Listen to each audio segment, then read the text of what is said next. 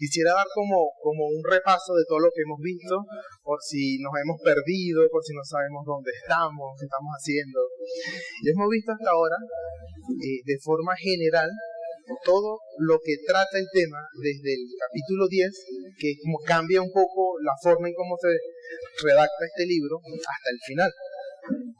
Habíamos dicho que la mejor forma de estudiar los proverbios, o esta sección de los proverbios sobre la vida, es temáticamente, o sea, agarrando un tema y viendo cómo se va desarrollando en todo el libro. Pero la mejor forma de meditar y de sacar provecho a los proverbios es de forma continua, leyendo cada parte. Así que estamos haciendo eso, primero de forma temática y después de forma continua. ¿Y qué mejor manera de hacerlo que teniendo un marco general? Ya habíamos visto ese triángulo, esa idea, ¿no? De Dios que está por encima, la creación, esa visión de que hay impíos, de que hay piadosos. Y en esta sección, a partir de aquí, podemos ver la sabiduría hablando. ¿Sí? Los primeros 9 capítulos era la sabiduría presentándose, cómo eran las bendiciones, la importancia, y quedamos a la expectativa. Y ahora, ¿qué nos va a decir? A partir del capítulo 10 es donde comienza este punto. La vez pasada hablamos sobre el aspecto de la obediencia a la ley de Dios, que los proverbios nos muestran cómo, primero, el deber de obedecer la ley de Dios y aplicarlo a nuestra vida. Sobre este último, que es la ley de Dios, se construye el fundamento de la ética cristiana, es decir, de lo que nosotros vemos que es bueno, que es malo, o cuál es nuestro deber, o cuál no debemos hacer. Entonces, los proverbios nos enseñan cómo vivir nuestra vida a la luz de lo que Dios ya ha revelado, de lo que Dios ya ha dicho, sobre nuestro deber como seres humanos, como hechos a imagen de Dios. Entonces, los 10 mandamientos forman la base codificada de nuestra regla de vida, o de nuestra regla de vida en piedad. Es verdad que podemos hacer más cosas de lo que está en los 10 mandamientos, pero no menos que eso, y tampoco lo contrario a eso. ¿Sí? En nuestra vida podemos hacer muchas otras cosas. El decálogo, que también es una forma de llamar a los 10 mandamientos, forma una base o un estándar sobre el cual nosotros debemos vivir, o mejor dicho, toda la humanidad debe vivir de esa manera. Es decir, que nosotros ordenamos nuestra obediencia desde el corazón hacia afuera. ¿Sí? Primero, qué es lo que realmente queremos hacer y después cómo lo vamos a llevar a cabo. Entonces, la clase de hoy y las que siguen se van a titular El Decálogo y los Proverbios. Qué mejor manera de organizar todos los temas que a la luz de lo que Dios ya ha revelado, de forma codificada. Entonces, esta sería la primera parte, vamos a tratar. Sin embargo, queda la pregunta, ¿cómo podemos aprender del decálogo y cómo los proverbios nos ayudan a aplicarlo? Dos preguntas, ¿cómo podemos aprender del decálogo y cómo los proverbios nos ayudan a aplicarlo? Para eso, para saber cómo vamos a aprender del decálogo, vamos a ser sabios y vamos a buscar la ayuda de otros sabios. Es decir, en cuanto al contenido y a la teología del decálogo, como no tenemos el tiempo de dar una explicación de todo lo que implica los 10 mandamientos, vamos a apoyarnos, vamos a usar una guía de un material que ya está. Vamos a utilizar las preguntas que están en el Catecismo Bautista. Ahora, la pregunta, ¿por qué? ¿Por qué? Bueno, principalmente porque vamos a seguir el consejo de los sabios. Proverbios 22. Proverbios capítulo 22. Versículo 17. Proverbios 22, 17 dice: Inclina tu oído y oye las palabras de los sabios, y aplica tu corazón a mi sabiduría. Oye las palabras de los sabios. No sé si recuerdan, al comienzo de esta serie, el pastor Luis nos comentó de que hay diferentes tipos de sabiduría, incluyendo la sabiduría teológica, que otros hermanos en la fe, que el Señor ha preparado, que ha instruido, nos han ayudado dejando un legado histórico. Hermano, el cristianismo no nació con nuestra iglesia. ¿Sí? Hay 2000 años de cristianismo y un montón de hombres que han reflexionado sobre la fe cristiana, que han estudiado las escrituras y nos han dejado un hermoso legado de sabiduría, de hombres en la fe que han estudiado y han dejado un material para que nosotros podamos beneficiarnos. Entre esos legados históricos está el catecismo bautista. Un catecismo. Ahora, un catecismo bautista, ¿qué es? Para que todos estemos claros. Un catecismo es un documento de preguntas y respuestas. Así de simple. Es un documento de preguntas y respuestas que se utilizaba como un método de enseñanza a través de una pregunta y una respuesta. Los bautistas y gran parte de la tradición cristiana han utilizado este método para aprender. Y el catecismo bautista tiene una sección especial sobre los 10 mandamientos, que resume y explica todo lo que implica. Recuerden que los 10 mandamientos es una forma codificada de la ley moral. No es todo, es una forma codificada. Y la forma en que está codificada es a través de algo negativo.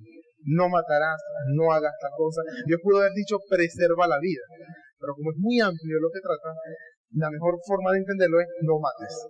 Y eso tiene implicaciones morales también. Entonces, como le comentaba, no tenemos el tiempo de estudiar todo lo que implica. En la iglesia, gracias al Señor, tenemos una serie sobre los 10 mandamientos que fue dado por los pastores aquí. Se los recomiendo si quieren aprender más. Igual hay muchísimo material sobre ello.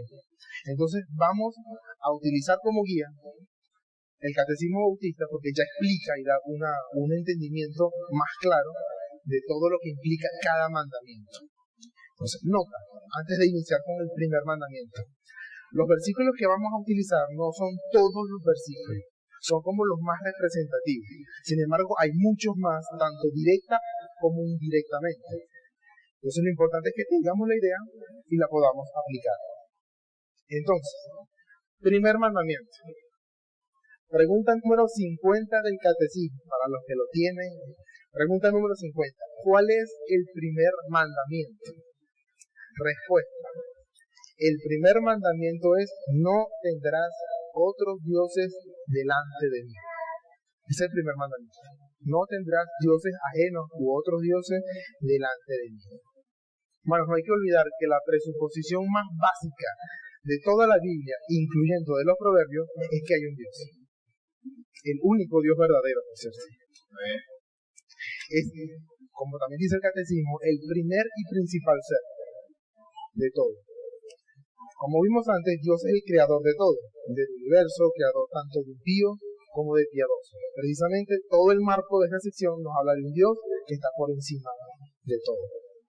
Entonces, si la ley moral es el fundamento de nuestra vida, el primer mandamiento es el fundamento del fundamento, sobre lo que se construye todo. ¿Sí? O sea, de nada vale seguir los otros mandamientos si ni siquiera el primero, que es el más principal de todo. Todos son importantes, todos forman un fundamento. Pero el primer mandamiento es tan importante que si no tenemos a Dios, no tenemos nada. Todo se vuelve absurdo. Incluso las consecuencias de no tener a Dios repercuten tanto en nuestra vida como en la vida doctrinal como en las cosas prácticas que hacemos. Entonces, la sabia aplicación del primer mandamiento está en Proverbios 1:7. ¿Cómo vemos la aplicación de este primer mandamiento? Proverbios 1:7 dice: el principio de la sabiduría es el temor de Jehová. Y Proverbios 28:14 lo repite también: bienaventurado el hombre que siempre teme a Dios, mas el que endurece su corazón caerá en el mal. Bienaventurado el hombre que siempre teme a Dios. Fíjense que este es como lo habíamos visto en esta primera clase introductoria, es un proverbio de contraste. Por un lado está la bienaventuranza y por el otro lado está caer en mal. Son dos cosas distintas. Y por otro lado está el siempre temer a Dios y el que endurece su corazón. Así que lo contrario a no temer a Dios es endurecer el corazón. Son dos caminos distintos y separados. Aquí vemos la fuente, el pilar principal de todo este libro de los proverbios, el temor de Jehová. Bueno, todos los proverbios se sostienen bajo este primer mandamiento, la existencia del único Dios verdadero. Y es tanto así que podemos decir que Dios es, como de manera filosófica, la causa que causa todas las causas. Es la causa de todo. Y es tanto así que si Dios no está, es la causa de todos nuestros males también. Así como puede ser la causa de toda nuestra firmeza y nuestra bienaventuranza, el no tenerlo es la causa de muchos males. Entonces esto nos lleva a lo que exige el primer mandamiento. Ya sabemos cuál es. No tener otro Dios o un Dios ajeno delante de Dios, por supuesto. Y el Dios que todo lo ve. Pregunta número 51 del Catecismo. Dice, ¿qué exige el primer mandamiento? ¿O qué demanda? Ya vimos cuál era. Ahora, ¿qué exige? La respuesta que da es la siguiente. El primer mandamiento exige de nosotros que conozcamos y reconozcamos que Dios es el único Dios verdadero, que es nuestro Dios, y que lo adoremos y glorifiquemos como corresponde. Conocerlo, reconocerlo, adorarlo y glorificarlo. Y eso es lo que exige el primer mandamiento, solamente el primer mandamiento. Así que todo esto, conocerlo, reconocerlo, una cosa es saber que está allí y otra cosa es reconocer el lugar que merece. Y otra cosa es simplemente saber que está allí. Yo sé que hay un Dios. No. Saber que hay un Dios y no adorarlo, no glorificarlo, es tener otro Dios, que no es el verdadero Dios. Entonces todo esto tiene que ver con nuestra confianza en Dios, con nuestra fe y nuestra confianza en Dios. Si no hay confianza en Dios, ese no es el verdadero Dios. Entonces lo que está en el centro de nuestro corazón es en realidad nuestro Dios, lo que está en el centro. Nuestra confianza se basa en el concepto que tenemos de Dios. O sea, Dios es el pilar, el fundamento de toda religión. De hecho, no existe ninguna persona sin religión. Entonces, Proverbios 3:26. Vamos a meditar un poco en los proverbios. Proverbios, capítulo 3, versículo 26, dice: porque Jehová será tu confianza, y Él preservará tu pie de quedar preso. Otra vez, la confianza, quedar preso. Un proverbio de contraste. O tenemos la confianza en Dios, o podemos quedar presos. Pero confiando, Él preserva. Podemos verlo así. Proverbios 14:26. Recuerden que estamos viendo como los proverbios más explícitos, como los más claros para poder entender este punto. Proverbios 14:26 dice: en el temor de Jehová está la fuerte confianza, y esperanza tendrán sus hijos. Así que nosotros seguimos el primer mandamiento cuando ponemos nuestro temor y nuestra confianza en Dios.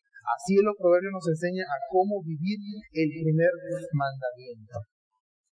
Tanto nuestra sabiduría como nuestra confianza debe estar en el temor a Dios, en reconocer quién es Dios y cómo responder delante de Él, con temor y con confianza. Seguimos. Ya vimos lo que exige. Pregunta número 52 del Catecismo Bautista. Dice, ¿qué se prohíbe en el primer mandamiento? Ya vimos cuál es, que exige, ahora, ¿qué se prohíbe realmente en el primer mandamiento? Respuesta. El primer mandamiento prohíbe que se niegue o que no se adore y no se glorifique al Dios verdadero como Dios y como nuestro Dios. Y prohíbe dar esa adoración y gloria a otro Dios, la cual es debida solo a Él. Eso es lo que prohíbe en última instancia el no tener un Dios ajeno delante de Dios. Del mismo modo que el primer mandamiento nos demanda o nos exige adorar, tener y confiar en el único Dios, también nos lleva a evitar confiar en otra cosa que no sea Dios. Nuestra confianza está en aquello que adoramos y glorificamos. Los proverbios expresan muy bien esto, al menos de tres formas generales, que implica no tener a Dios o poner nuestra confianza en otra cosa que no sea Dios. Hay al menos tres cosas. En primer lugar, y es como que el más evidente, confiar en las riquezas, confiar en el dinero. Proverbios 11, Proverbios capítulo 11, versículo 28. Dice así: el que confía en sus riquezas caerá, mas los justos reverdecerán como las ramas. Este proverbio apunta al corazón directamente. El que confía en su riqueza, no el que tiene riqueza, el que confía en su riqueza. La riqueza se puede volver un elemento que se puede usar de muchas maneras, de tal forma que puede generar muchos beneficios. Por eso, otro proverbio nos aclara este asunto. Proverbios 10. Proverbios capítulo 10, versículo 15. Estamos ubicando varios proverbios que hablan del mismo tema para poder entender este punto. Proverbios 10, versículo 15, dice: las riquezas del rico son su ciudad fortificada, y el desmayo de los pobres es su pobreza. Las riquezas del rico son su ciudad fortificada. La búsqueda de riqueza se puede volver un ídolo, tanto así que la ausencia de esta puede destruir el alma y hacer perder toda esperanza. Por eso es que dice: el desmayo de los pobres es su pobreza. O sea, no tenerlo ya les trae desesperanza. Y para el rico, que confía, es como su ciudad fortificada, como el lugar donde puede estar.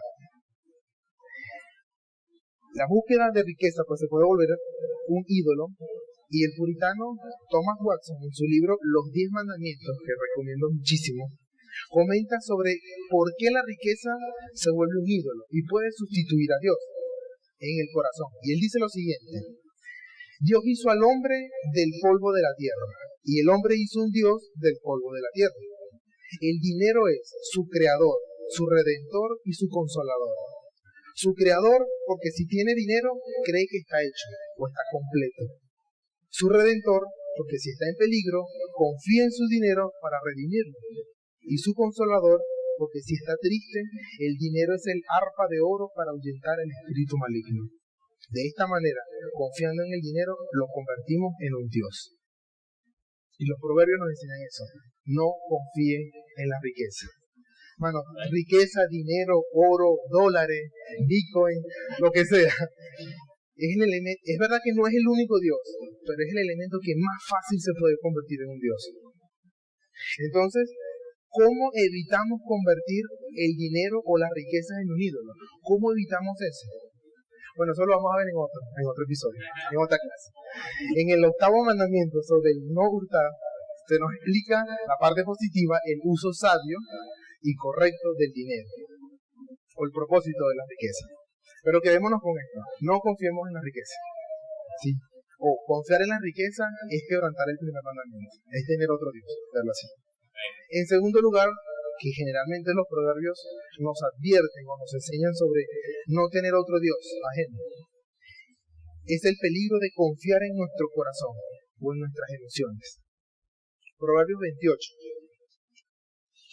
Proverbios capítulo 28, versículo 26. 28, 26. Dice: el que confía en su propio corazón es necio, mas el que camina en sabiduría será librado. Otra vez, el que confía en su propio corazón. El corazón, las escrituras normalmente cuando hablan del corazón es a lo más central que tenemos, donde radican nuestras emociones y nuestra voluntad, o la voluntad que actúa según las emociones que tenemos. Ese punto en el corazón es realmente donde la idolatría echa sus raíces. Nosotros podemos ver un árbol y las hojas y los frutos, pero no vemos las raíces, que es lo que alimenta el árbol. Bueno, en el corazón se aloja la idolatría, echa sus raíces. En el terreno de un corazón donde Dios no está, allí crece y se nutre la idolatría. El que confía en su corazón, es decir, el que pone en su corazón como un Dios, a lo que se refiere. El que confía en su propio corazón es necio. Vamos a ver el Proverbios 19. Proverbios 19, versículo 13. Proverbios 19, versículo 13. Antes de leerlo, la actitud que nosotros tenemos nos muestra cuál Dios está en nuestro corazón. Si tenemos al verdadero Dios, entonces nuestra actitud es de gozo, de paz o de esa sensación de estar completo. Pero si tenemos otro Dios en el corazón, y entonces nuestra actitud es de amargura contra el verdadero Dios. Proverbios 19:3 dice, la insensatez del hombre tuerce su camino, y luego contra Jehová se irrita su corazón. Ser insensato de corazón es un problema de idolatría que se arraiga en nuestro corazón y eso nos lleva a estar irritados contra Dios. No deseamos a Dios, pero siempre desearemos un Dios. O sea, nunca vamos a poder quitar un Dios en nuestro corazón. O quitamos al Dios verdadero y ponemos otro. El rechazo a Dios, la amargura contra Dios es un acto de idolatría. Es poner nuestro corazón por encima de Dios. Es a lo que se refiere varios proverbios, ¿cierto? Es quitar a Dios y ponernos a nosotros mismos. Es tanto así, hermanos, que los proverbios hacen varias referencias a la envidia como un fruto de la idolatría. Proverbios 23. No es el único proverbio, pero es uno de los más explícitos. Proverbios 23:17. Dice, no tenga tu corazón envidia de los pecadores, antes persevera en el temor de Jehová todo el tiempo. Otra vez, es un proverbio de contraste. Es decir, una idea nos ayuda a entender la anterior, o la anterior nos ayuda a entender la que le sigue. Por un lado tiene la envidia a los pecadores, es decir, la envidia a impíos. Y por el otro lado está lo contrario a eso, que es perseverar en el temor de Jehová. Es decir, que si dejas de temer a Dios, de adorar a Dios, vas a empezar a envidiar a los impíos, inevitablemente. Fíjense que la respuesta contraria a no tenga tu corazón envidia a los pecadores no es el aceptarse a uno mismo, el ser compasivo, acéptate de cual como eres. No. Porque hacer eso sería quitar un ídolo externo y poner otro, uno mismo. No estaríamos resolviendo nada. El punto no es aceptarse a uno mismo. La respuesta a la envidia es el temor a Dios. Así de simple. Es tener a Dios como nuestro Dios. Hermano, hasta este punto, lo que nos enseñan varios proverbios es a cuidar nuestro corazón. ¿Por qué? Porque aquello que se aloja en nuestro corazón echa raíces, que se ven en los frutos de nuestras acciones, de nuestras palabras y nuestros pensamientos. Es decir, lo primero que vemos son las palabras, las acciones. Pero como dice la Escritura, por sus frutos lo conoceréis. Entonces, pensemos en esto como autoevaluación. Si nosotros queremos ser como tal persona, si envidiamos ser como tal persona, pero no queremos ser como Cristo, eso es una idolatría. Ese es el punto. Y envidiar a alguien es querer ser como Él, no querer ser como Cristo, que es nuestro llamado como cristianos, como piadosos. Así violamos el primer mandamiento, con la envidia. Entonces la envidia es una idolatría encubierta. Pero es básicamente poner nuestro corazón por encima de Dios. Un corazón que no tiene a Dios como su Dios y que no está contento y satisfecho con Dios, entonces será tierra fértil donde las raíces de la envidia a los impíos puede brotar y arraigarse. No estar contento con Dios, vamos a empezar a envidiar otras cosas y no el amar y adorar a Dios. Pero hermano, la solución está en aquel que sí puede cambiar nuestro corazón. Sí, en aquel que prometió que iba a quitar el corazón de piedra y poner un corazón de carne. Bueno, Cristo es el camino, la verdad y la vida. Y Él es la causa de nuestro temor a Dios. Sin Cristo no podemos tener a Dios. Pero los proverbios nos enseñan que nuestro corazón puede ser un Dios, puede ser un ídolo también. Vimos las riquezas, en primer lugar, que debemos evitar convertirlas en un Dios. Y en segundo lugar, vimos las emociones o el corazón, que debemos evitar convertirlo en un Dios. Y en tercer lugar está uno que es muy sutil y espero darme a entender porque es un poco complicado, es el Dios más sutil que hay. Los proverbios nos enseñan a tener cuidado de confiar en nuestro razonamiento o en nuestro pensamiento. Proverbios 3:5, Proverbios capítulo 3. Proverbios capítulo 3, versículo 5, dice, fíate de Jehová de todo tu corazón y no te apoyes en tu propia prudencia. Es decir, no te apoyes, no te sostengas sobre tu propia prudencia. Es decir, sobre tu propia capacidad de razonar o de pensar. Hermanos, aunque cueste creerlo, nosotros podemos hacer de nuestro propio pensamiento un Dios, es decir, el ídolo de la mente. Y en esto debemos cuidarnos mucho, pues es uno de los ídolos más sutiles que existen, el ídolo de la mente, de nuestro pensamiento. Antes, los dioses, por lo general, aunque normalmente se refieren de forma explícita la Biblia en el tiempo antiguo, eran personificaciones en forma humana o de animal de la naturaleza o de lo desconocido. El dios Zeus, el dios Thor, el dios del rayo, no sé, otro tipo de dioses allí. Pero hoy, en la era moderna y era postmoderna, los dioses que existen no son personales, son impersonales, son inanimados, pero son omnipresentes. Ya no es la figura de un animal que está allí hablando. Están los dioses de la antigüedad. Los dioses hoy en día no son así, pero siguen siendo dioses. Bueno, hasta el ateísmo, pero algo aparte, tiene su propio Dios.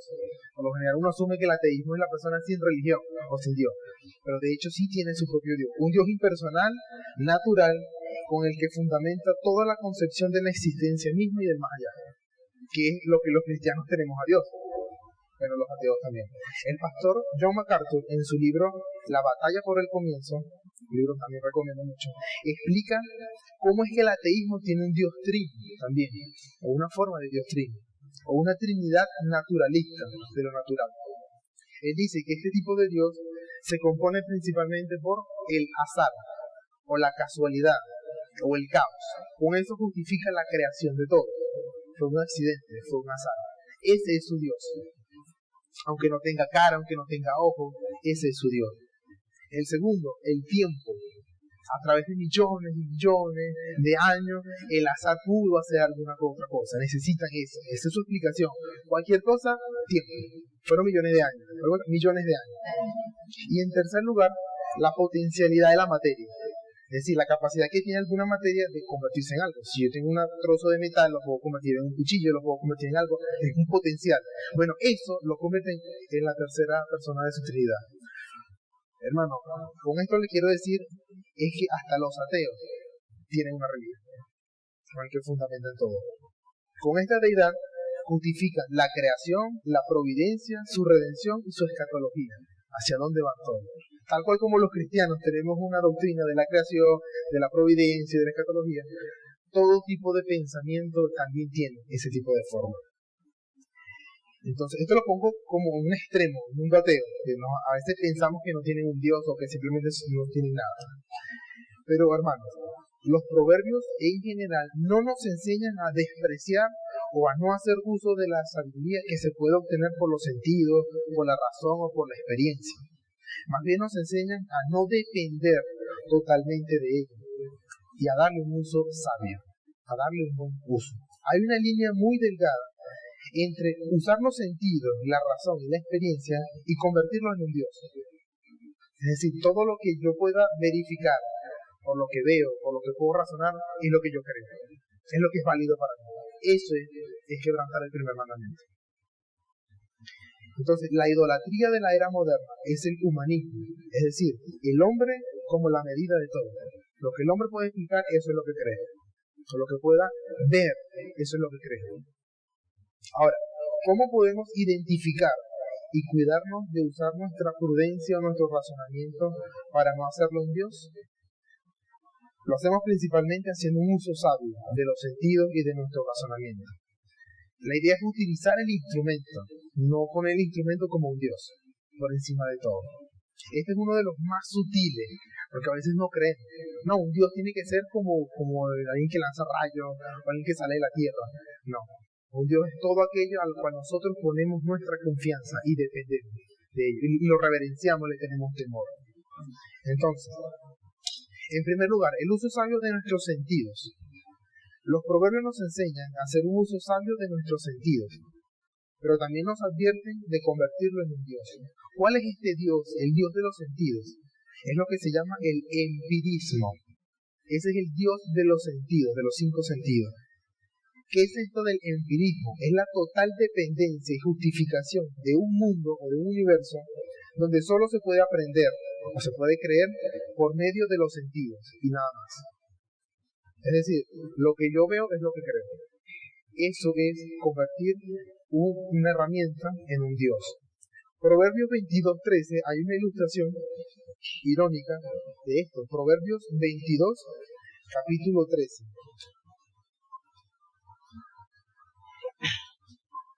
22:13 dice el perezoso, el león está fuera, seré muerto en la calle. Fíjense la poca capacidad de razonar. El león está fuera, seré muerto en la calle. Esta actitud de completa dependencia de los sentidos nos produce un razonamiento muy simplista. O sea, yo dependo de lo que veo y nos hace depender de algo muy limitado, como son los sentidos. Este ídolo se puede formar en el corazón al pensar que todo lo que sentimos es todo lo que hay. Todo lo que puedo percibir es todo lo que hay. Nuestros ojos pueden ser una bendición enorme, pero depender exclusivamente de estos instrumentos visuales es usarlos como un ídolo. ¿O cuántos no han escuchado la siguiente frase? Yo no creo en Dios porque no lo veo. Eso es una idolatría. Yo no creo en Dios porque lo que yo dependo, lo que confío, eso es lo que me tiene que decir a mí que debo creer. Eso es ser idólatra. Los proverbios también nos enseñan a no dejarnos llevar por los sentidos, precisamente por eso. Proverbios 23, está ahí cerca, 23:31. Dice, no mires al vino cuando cojea, cuando resplandece su color en la copa, se entra suavemente, mas al fin como serpiente morderá y como áspid será dolor. Es decir, este proverbio nos enseña, básicamente, no te dejes llevar por lo que ves, no te dejes llevar por los sentidos. De esa forma evitamos convertir nuestro sentido en un Dios, que es lo que la gran mayoría de personas lamentablemente hace. Es lo que yo veo, es lo que creo. ¿O no nos pasa a veces que según vemos nuestra situación es donde estamos tranquilos o no? Si vemos todo bien, o si yo me siento bien, entonces todo está bien. Pero si no lo veo bien, o si me siento incómodo, entonces todo está mal. Mi esperanza se va. Eso es convertir nuestro sentido en un Dios. Pero ciertamente podemos aprender cosas sabias. Proverbios 6. Proverbios capítulo 6. Versículo 6. Proverbios 6:6 dice, ve a la hormiga, oh perezoso, mira sus caminos y sé sabio.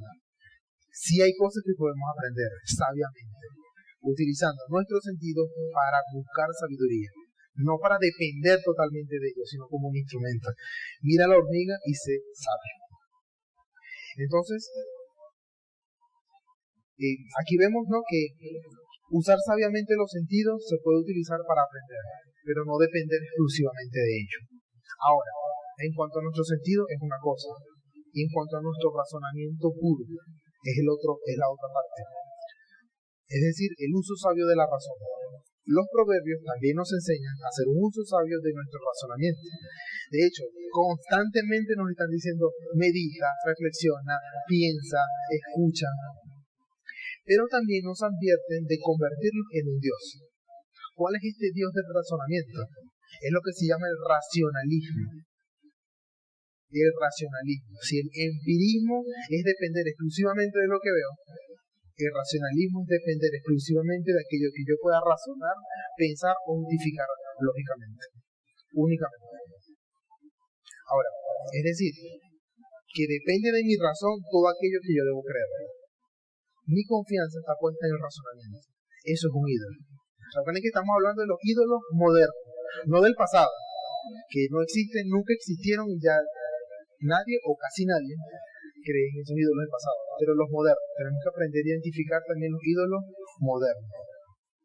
Entonces, Proverbios 21, para ver este ejemplo claro, Proverbios 21, versículo 30. Proverbios 21, versículo 30, dice, No hay sabiduría, ni inteligencia, ni consejo contra Jehová. Esa frase contra Jehová tiene que ver con algo que compita, o con que le haga frente, o que lo pueda superar. Nada en nuestro pensamiento puede superar a aquel que diseñó y creó nuestro pensamiento. ¿Sí? Nuevamente, el razonamiento es una herramienta, pero depender exclusivamente de ello es convertirlo en un Dios. No hay razonamiento, ni pensamiento, ni filosofía, y nada que pueda pasar por encima de Dios. Por eso, creer que se puede pensar algo correctamente fuera de Dios es idolatría. De hecho, la misma experiencia, la misma historia de la humanidad nos enseña que hubo muchos razonamientos humanos muy equivocados o muy malos, que llevaron a ciertas formas de ver el mundo, partidos políticos, guerras, por un razonamiento. Es decir, depender de eso es una forma, es un ídolo sutil. Pero si yo puedo razonarlo, si yo lo puedo entender a cabalidad, dependo de eso. Si no, no confío en eso. Entonces, ahí está el problema de la absoluta confianza en nuestro pensamiento. Pero también, o la solución a esto, es darle un uso adecuado al razonamiento, no suspenderlo, no decir, me entrego totalmente al Señor sin pensar. No, esa no es la forma. Proverbios 16:3. Proverbios capítulo 16, versículo 3. Dice, encomienda a Jehová tus obras y tus pensamientos serán afirmados. Nosotros no suspendemos nuestros pensamientos, nuestro razonamiento cuando estamos con Dios, sino que se lo ponemos delante de Dios. Reconocemos que hay un Dios para que nuestros pensamientos sean afirmados. Es decir, lo utilizamos sabiamente para Dios, no en contra de Dios, sino para Dios. Proverbios 20. Proverbios 20, versículo 18. 20:18 dice, los pensamientos con el consejo se ordenan y con la dirección sabia se hace la guerra. Así que no se trata de despreciar o rechazar el razonamiento. De hecho, nuestros pensamientos, con buenos consejos, con buena ayuda, se ordenan. Entonces, y hay un proverbio largo que nos enseña una historia vívida de cómo realmente podemos sacarle provecho a esto. Proverbios 24, desde el 30 al 34. Proverbios capítulo 24, versículo 30 hasta el 34. Imagínense esta historia, que es un buen uso del razonamiento y de la vista también. Pasé junto al campo del hombre perezoso, y junto a la viña del hombre falta de entendimiento. Y he aquí que por toda ella habían crecido los espinos, ortigas habían ya cubierto su faz, y su cerca de piedra estaba ya destruida. Miré y lo puse en mi corazón, lo vi y tomé consejo. Un poco de sueño, cabeceando otro poco, poniendo mano sobre mano, otro poco para dormir.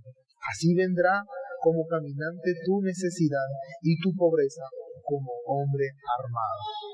El proverbio nos enseña que sí podemos aprender de ello, usándolo sabiamente, no dependiendo exclusivamente de ello, sino sabiendo dónde mirar, sabiendo qué le podemos sacar provecho a lo que nos rodea.